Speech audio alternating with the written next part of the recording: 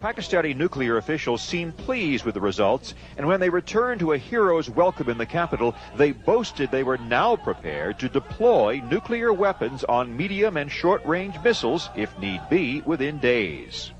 The pictures of the blast show the face of the desert mountain changing color from the intense heat of the exploding underground device. Without any trouble, one should not be under any illusion. What is more important is survival.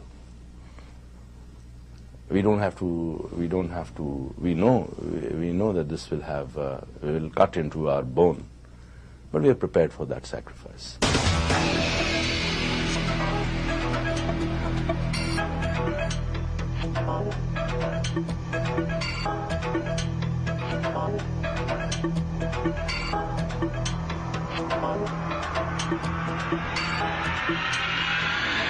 Citizens of Pakistan, it is with feelings of greatest happiness and emotion that I send you my greetings.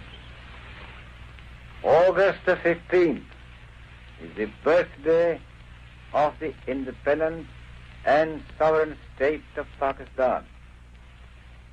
It marks the fulfillment of the destiny of the Muslim nation, which has made great sacrifices in the past few years to have its homeland.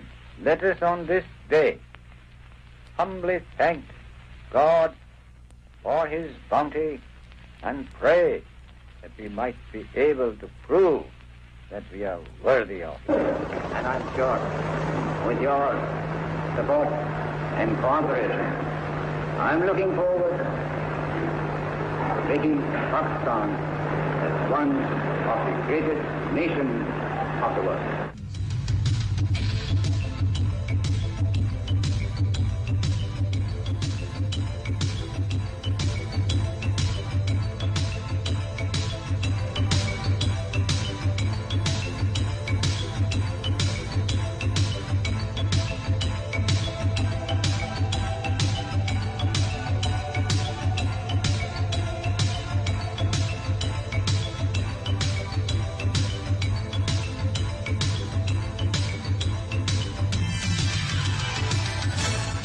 The struggle for a free India began in 1857 with the War of Independence, where the Muslims played a major role, a role for which the British never forgave the Muslims.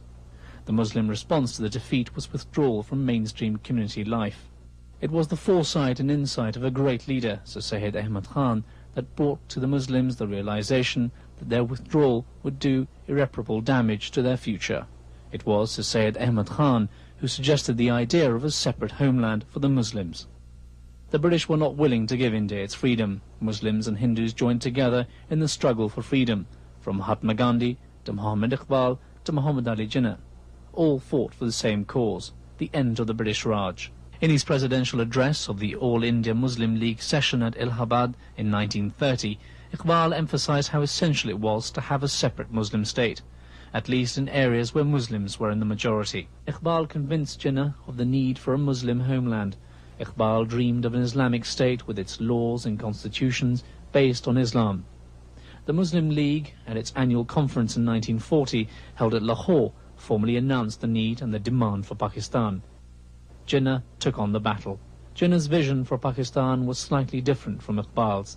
Jinnah saw Pakistan as a Muslim state without any distinction of caste, creed or sect, a state in which all would live with each other in peace. His creation of Pakistan was based, first of all, on a feeling that Muslims in India could not get fair treatment.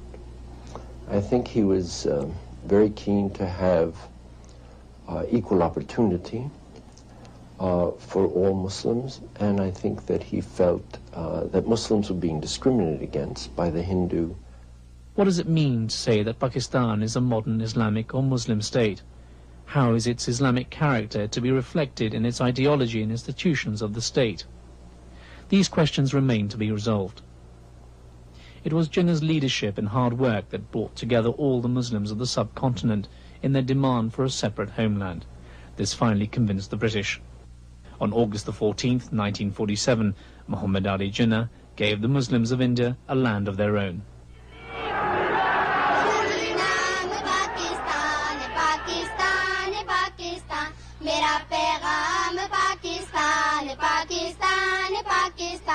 Shortly after its creation, Pakistan lost Jinnah.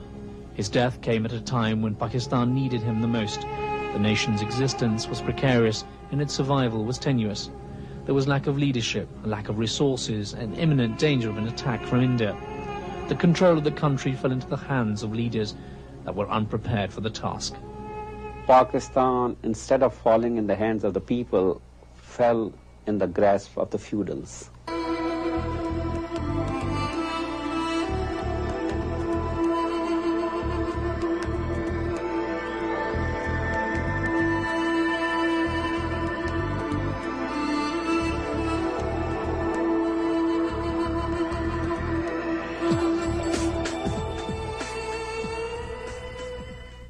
Pakistan has remained under martial law for 27 years out of its 50-year history.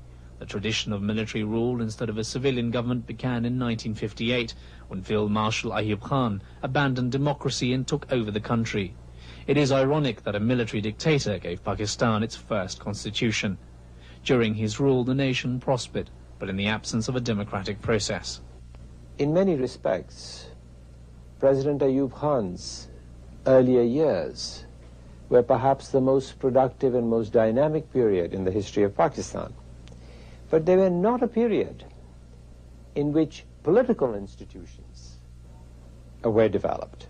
He tried to develop the local bodies and things of that nature, but that did not really work.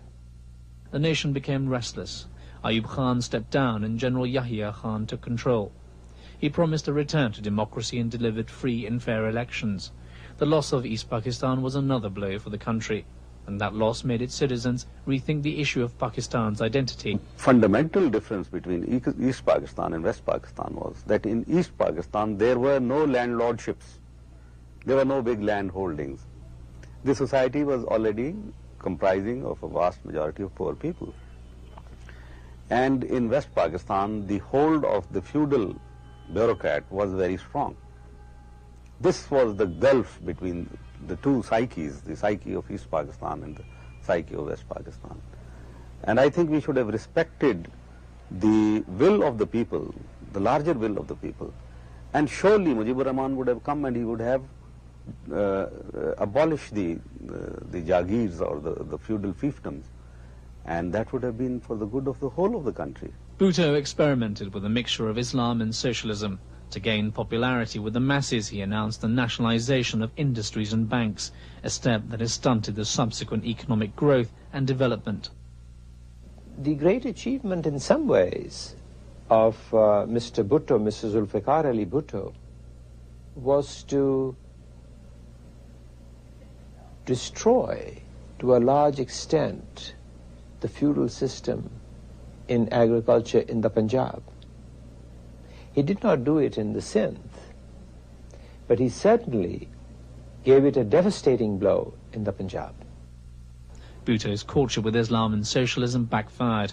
After 6 years in office, he was replaced and eventually hanged. The nation once again fell victim to military rule. Operation Fair Play brought General Zia to power. Swearing on the Quran, he promised to hold elections within 3 months. He remained in power for 11 years. He claimed his authority in the name of Islam and in the guise of protecting Pakistan. His entire effort was, however, to retain power for himself.